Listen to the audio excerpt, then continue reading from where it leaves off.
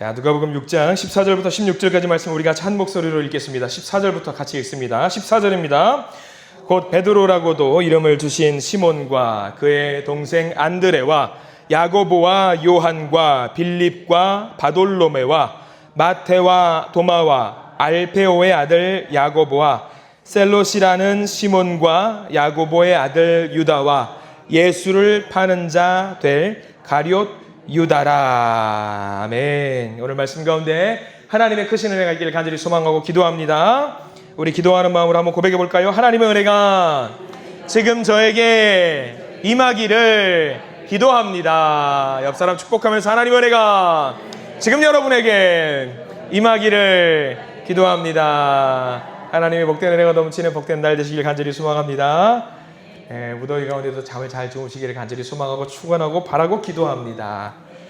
그렇습니다. 오늘 말씀은 누가복음 6장 14절부터 16절까지 말씀을 함께 보려고 하는데요. 말씀의 제목은 열심당원 시몬이라는 제목으로 말씀을 좀 잡아보았습니다.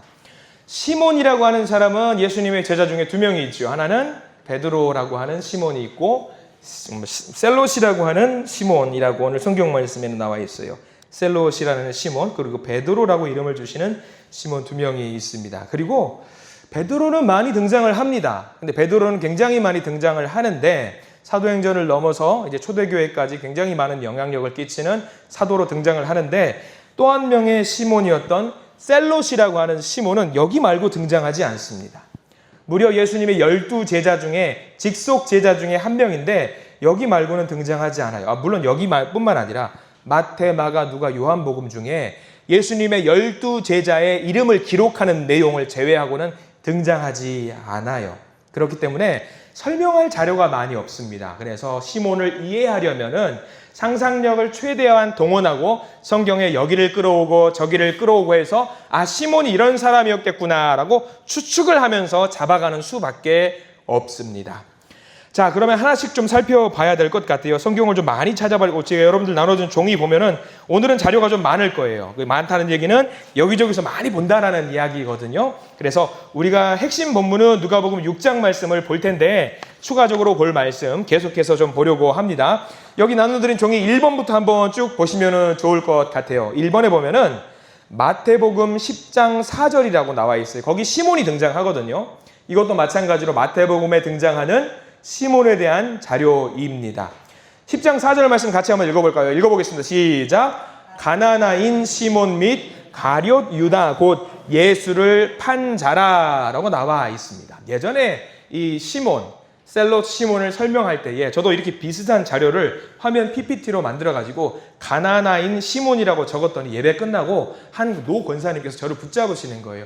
전도사님, 그때는 전도사였거든요. 전도사님, 오늘 화면에 오타가 나왔어요 라고 이야기를 하시는 거예요. 어디가 오타가 나왔던가요? 가나나가 아니라 가나안인이에요 라고 이야기를 하시는 거예요. 그래서 다시 알려드렸죠. 가나안인이 잘못된 겁니다, 여러분들. 그거 잘못 오해하시면 안 돼요. 그렇다고 해서 그 권사님한테 권사님 틀렸어요 말하면 된다, 안 된다? 안 된다. 그럼 안 된다. 권사님, 제가 알아볼게요 하고 나중에 알려드렸어요. 가나나인 시몬이 맞는 말입니다. 가나나인이 뭘까? 가나나인이 지역명일까? 아니에요. 이건 지역명을 말하는 게 아닙니다. 비슷한 내용으로 좀 보면은 바로 2번 종이 보시면 2번 내용 보시면 사도행전 1장 13절에 또 나와 있는데 가나나인 시몬이라고 했는데 사도행전에 또 다르게 표현이 되어 있단 말이죠. 같이 한번 읽어볼까요? 2번 내용입니다. 셀롯인 시몬, 야고보의 아들 유다가 다 거기 있어. 이상합니다. 한쪽에는 가나나인이라고 했고 또 한쪽에는 셀롯이라고 했고요. 우리가 읽은 본문, 오늘 읽은 본문 누가복음에는 뭐라고 되어 있냐면 가나나라고 되어 있어요. 셀롯이라고 되어 있어요. 셀롯이라고 되어 있습니다. 셀롯 또는 젤롯이라고 이야기를 하기도 합니다. 그러면 목사님, 가나나인이라는 말이 무슨 말일까요? 가나안이 아니라 카나라는 히브리 말에서 나온 거예요. 열심을 말해요. 열심히 했다라고 할 때 그 카나라는 말이거든요. 그러니까 우리가 유다를 칭할 때에 땡땡 당이라고 하는 거 혹시 아세요? 무슨 당이라고 해요? 젤롯 당이라고 하기도 하고 열심당이라는 말도 들어보셨을 거예요. 이 카나나라는 말이 열심이라는 말이에요. 지역명이 아니라 열심을 말합니다. 그러면 자동적으로 셀롯이라는 말도 무슨 말일 것 같아요? 비슷한 말이에요. 열심이라는 말에서 파생된 말입니다. 특정 집단을 이야기하는 거예요. 어느 파벌이죠. 이 시몬이라는 사람은 특별한 파벌에 소속되어 있는 사람이라는 거예요. 자, 우리들이 지난번에도 말씀드렸겠지만 우리 그리스도인들은 무슨 파라 그랬죠? 예수파예요. 우리는 무조건 예수파예요. 다른 거 없어요. 뭐 진보당 보수당 없어요. 우린 예수당이에요. 예수당입니다. 중요한 거는 이때 당시 시몬이 예수님을 모시는 것 말고도 소속되어 있는 단체가 하나가 더 있었다라는 걸 말해요. 그 당이 무슨 당일까? 열심당이라는 거예요. 그게 셀롯당이라는 걸 말합니다. 그럼 우리가 좀 이해가 되는 거죠. 이때 당시 유대인들에게는 중요한 4가지 파벌이 있었어요. 여러분들이 잘 알고 있는 파벌. 1번 무슨 파일까요? 가장 유명한 파. 니골라당도 있어요. 니골라당 그건 좀 군소입니다. 작은 예.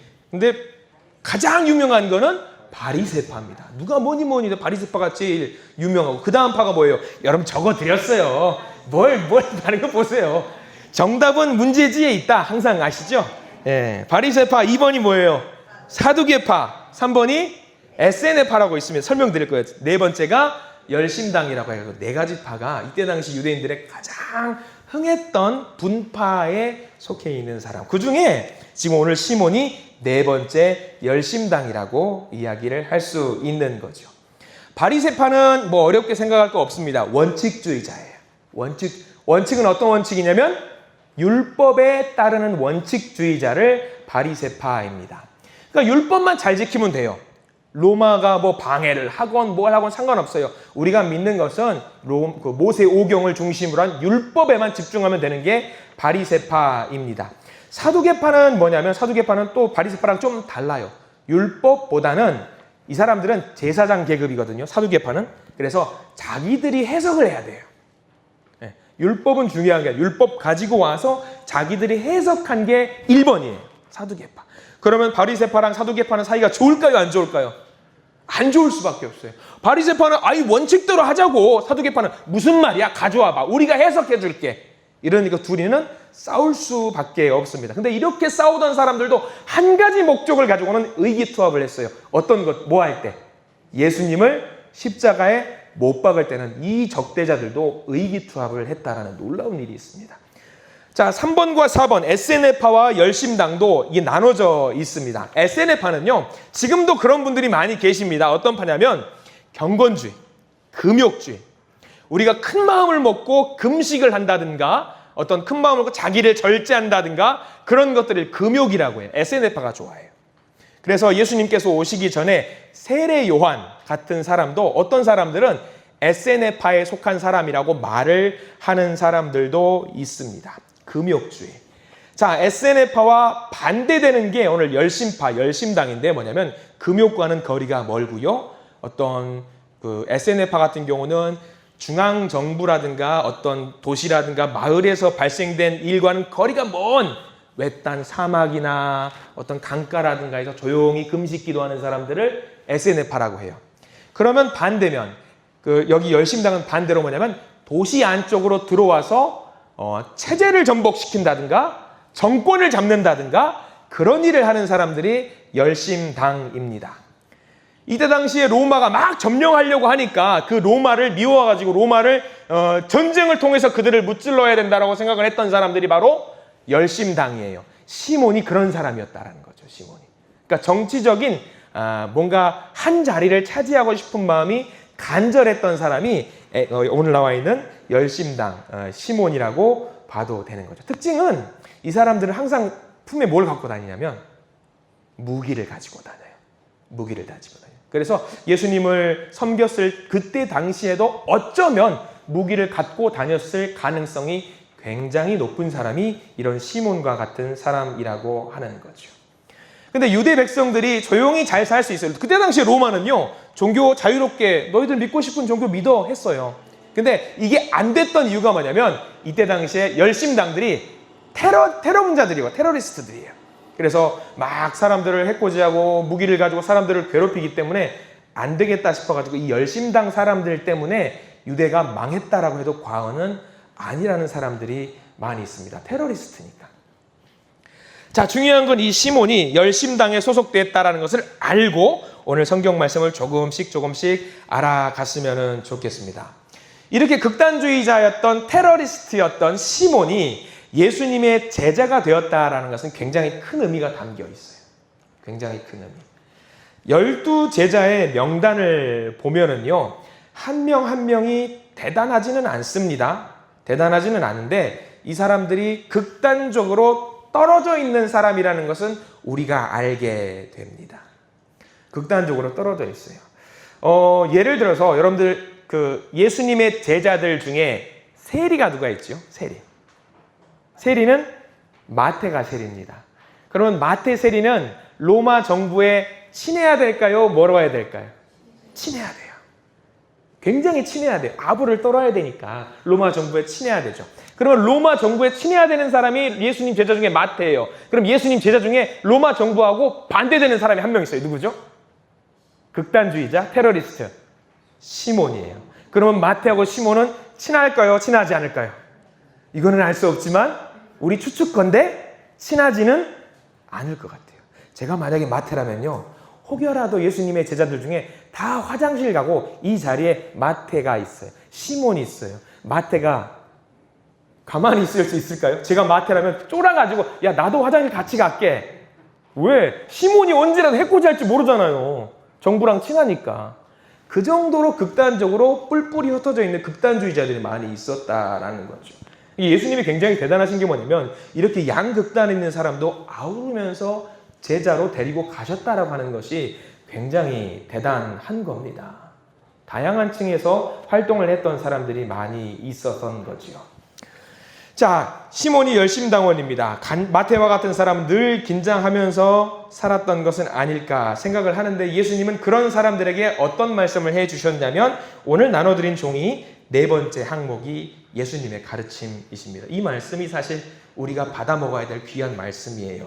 4번 말씀, 우리 요한복음 13장 34절 말씀을 같이 한번 읽어볼까요? 시작. 새 계명을 너희에게 주노니 서로 사랑하라. 내가 너희를 사랑한 것 같이 너희도 서로 사랑하라. 아멘. 귀한 말씀이에요. 이 말씀이 왜 귀하냐면 신분의 격차라든가 직업의 차이라든가 사상의 차이라든가 여러 상황과 여건들 그런 것 고려하지 말고 서로 뭐 하라고요? 사랑하라. 마태하고 시몬도 마찬가지로 너무 극단적으로 떨어져 있지만 너희들이 나를 중심으로 모였으니 뭐 해라? 사랑해라 라는 것을 알려주신 거지요. 아니 열심당원 테러리스트 같은 사람한테 극단적인 사람한테 사람을 사랑하라고 하는 것은 쉬운 일이 아닙니다. 아마 그런 생각을 했겠죠. 내가 쟤네들을 왜 사랑해야 되지? 나는 저들을 제거해야 되는데 왜 스승님은 예수님은 나에게 저런 사람들까지 사랑하라고 하시는 거지? 늘 그런 생각을 하면서 살았던 사람이 셀롯 시몬입니다. 그렇기 때문에 예수님께서 주셨던 오늘 네 번째 요한복음 13장의 이 말씀 새로운 계명은요 굉장히 놀라운 가르침입니다. 특히 이 말씀은요 지금 우리나라에 너무 필요한 말씀 같아요. 우리나라 같은 경우는 양극단으로 너무 떨어져 있어서 몸살을 앓고 있더라고요. 남북으로 이미 갈라져 있는데 이게 또 동서로 또 갈라졌어요. 동서로 갈라진 것에서 끝나는 것이 아니라 세대로도 갈라졌고 성별로도 갈라져 있습니다. 예수님의 제자들도 일정 부분 이렇게 갈라져 있었어요. 예수님도 아셨겠죠. 그래서 예수님께서 그동안의 계명, 모세오경도 중요하지만 새로운 계명을 너희에게 줄 테니 그 계명을 가지고 살았으면 좋겠다. 그게 뭐냐면 사랑의 계명이에요. 서로 사랑해라. 교회에서도 그렇습니다. 우리가 하나 확실히 알아야 될 것은요. 우리 마음속에 사랑이 있다면요. 우리가 서로 험담하거나 서로를 헐뜯을 이유가 전혀 없어요. 서로 간에 틀린 게 하나도 없어요. 다를 뿐이에요. 다른 의견이고 다른 생각인 거지 틀린 게 아닙니다. 근데 요즘 TV만 틀면 다 틀렸대요. 맞는 게 하나도 없어요. 다 틀렸대요. 다 잘못됐대요. 이게 보면서 얼마나 가슴 아픈지 몰라요. 예수님께서 알려주신 이 새 계명을 너희에게 주노니 이 계명이 가장 우리에게 필요한 것 같아요. 적어도 우리 한신의 공동체만큼은 예수님 주신 새로운 계명에 따라서 살아가시기를 간절히 축원드립니다. 사랑하셔야 됩니다. 사랑하셔야 됩니다. 저도 사랑해 주시고요. 그리고 옆에 있는 분도 사랑해 주시기 바랍니다. 우리 옆에 있는 분들 보고 사랑합니다 한번 해주세요. 시작. 사랑합니다. 사랑합니다. 이러면 또 앞뒤에 있는 분들 서운해. 앞뒤로 가르치고 사랑합니다. 아, 사랑합니다. 네, 사랑합니다, 진짜. 이게 예수님의 가르침이에요. 틀린 게 없어요. 다를 뿐이에요. 사랑하면 되는 거예요. 이 시몬이 예수님의 제자가 되었다라는 것은 사랑이 넘치는 공동체가 되었다라는 것을 반증하는 겁니다. 자, 또 하나 볼까요? 시몬이 회심을 했어요. 베드로의 회심이나 다메섹 도상에 갔던 어떤 바울의 회심 같은 그런 회심을 했습니다. 자, 5번 보셔요. 여기 흥미로운 사실이 하나 있는데 마태복음 10장 2절부터 4절까지 나온 말씀의 5번 항목 보면은 자세히 보세요. 글자 색깔을 제가 일부러 다르게 해놨어요.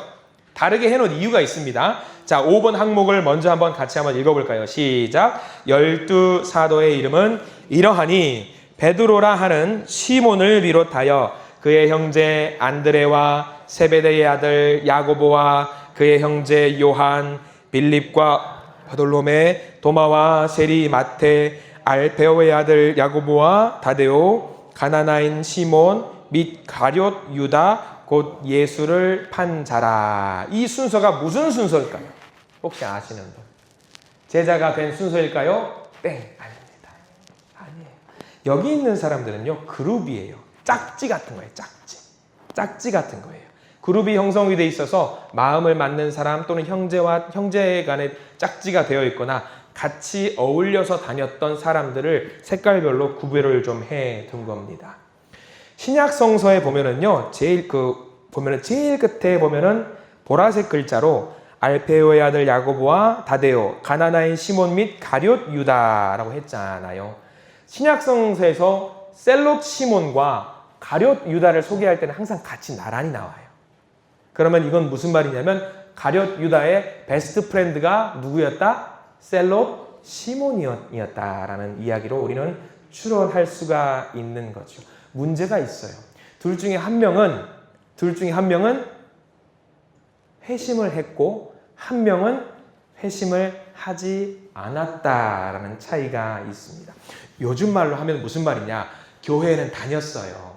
교회는 다녔는데 예수님을 누구는 받아들였는데 누군가는 교회 다녔지만 예수님을 받아보지 못한 사람이 있었다라는 거죠.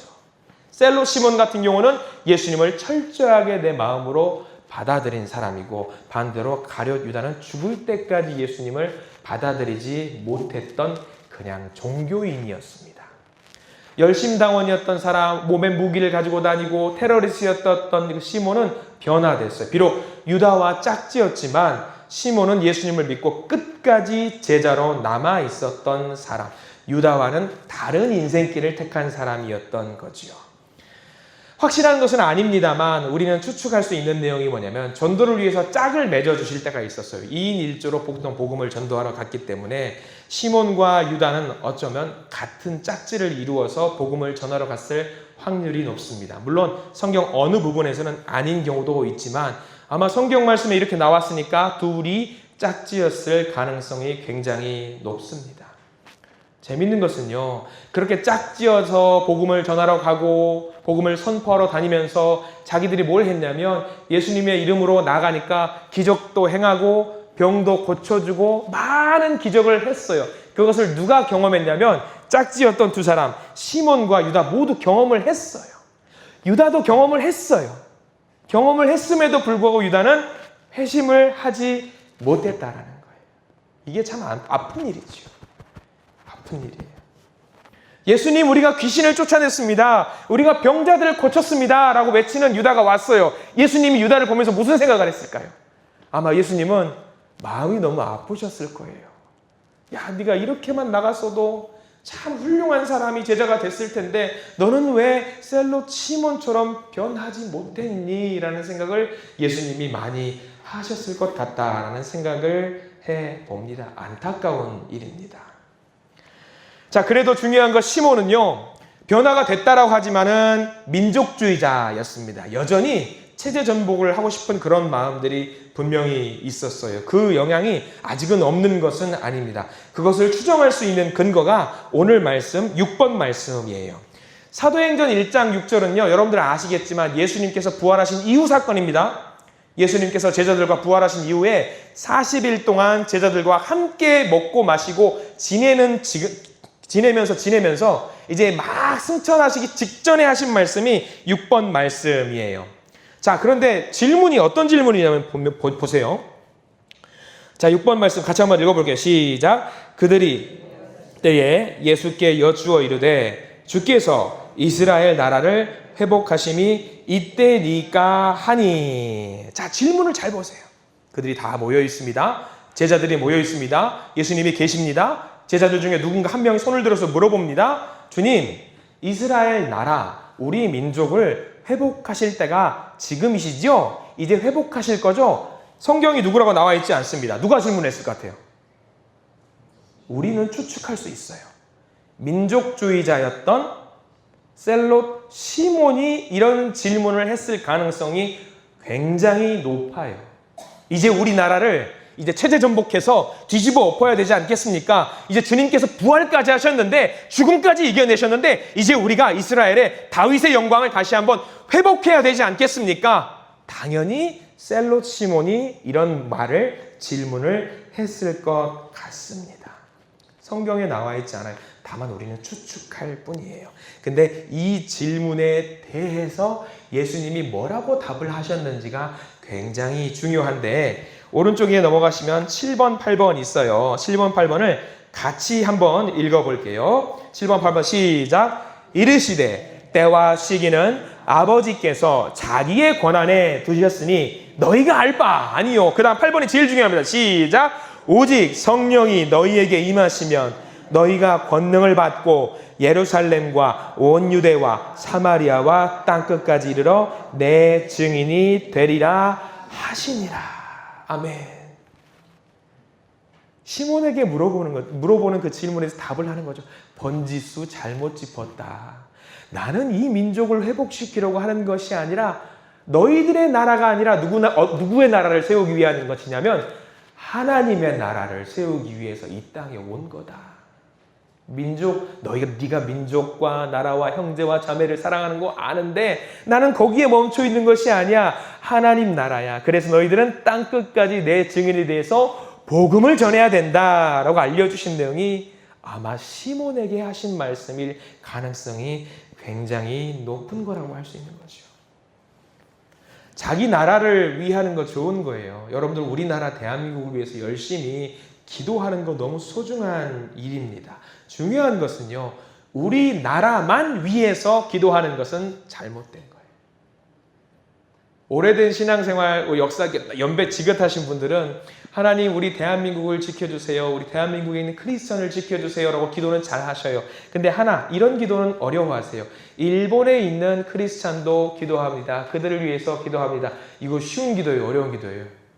요즘 신세대들이야 잘 모르니까 그러려니 하지요. 근데 옛날에 아픔과 고통들이 있으신 분들은 그런 기도 못해요. 일본은 없어져야 될 나라라고 생각하는 사람들이 많아요. 근데 일본이 없어져야 될 나라면 일본에 있는 크리스찬들은 어떻게 되는 거예요? 이건 마음 아픈 거잖아요. 우리나라를 사랑하는 거 좋아요. 근데 우리나라만을 위해서 기도하는 거는 옳은 일이 아닙니다. 나라 대 나라뿐만 아닙니다. 우리 가정을 위해서 기도하는 것 좋아요. 근데 우리 가정만을 위해서 기도하는 것은 잘못된 기도입니다.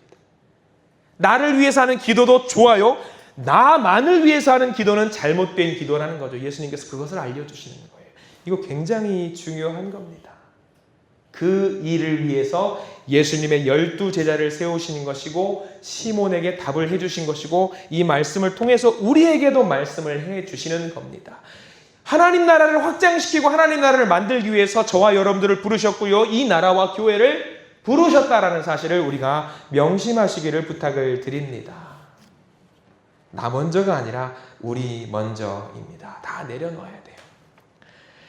시몬은 굉장히 열정적인 사람이었던 것 같습니다.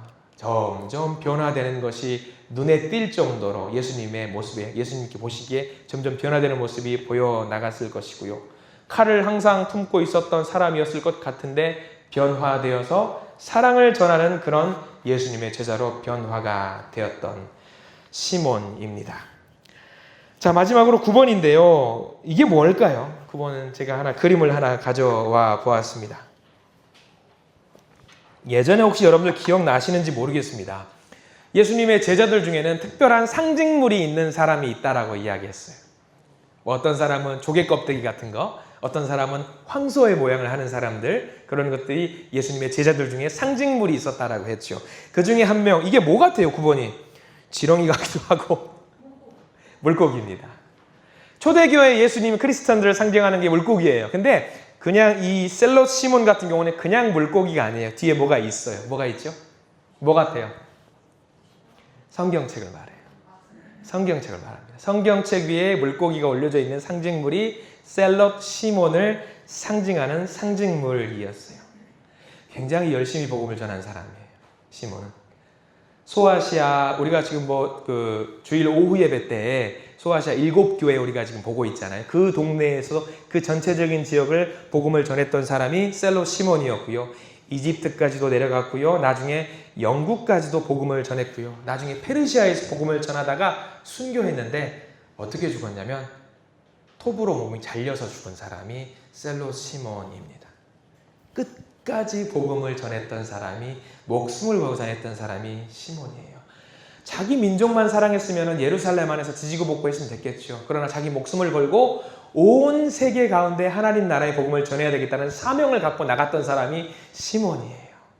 민족주의자였는데 이제는 그 민족주의자를 넘어서서 하나님 나라를 꿈꿨던 사람이 셀롯 시몬, 열심당 시몬이었던 거죠. 주님의 복음을 위해서 생애를 바쳤던 제자 셀롯 시몬을 우리가 잘 기억하면서 우리도 나 중심, 내 가족 중심, 민족 중심에서 벗어나서 모든 사람에게 복음을 전할 수 있는 이 시몬과 같은 사람으로 거듭날 수 있게 되기를 간절히 기도하고 소망합니다. 기도하겠습니다.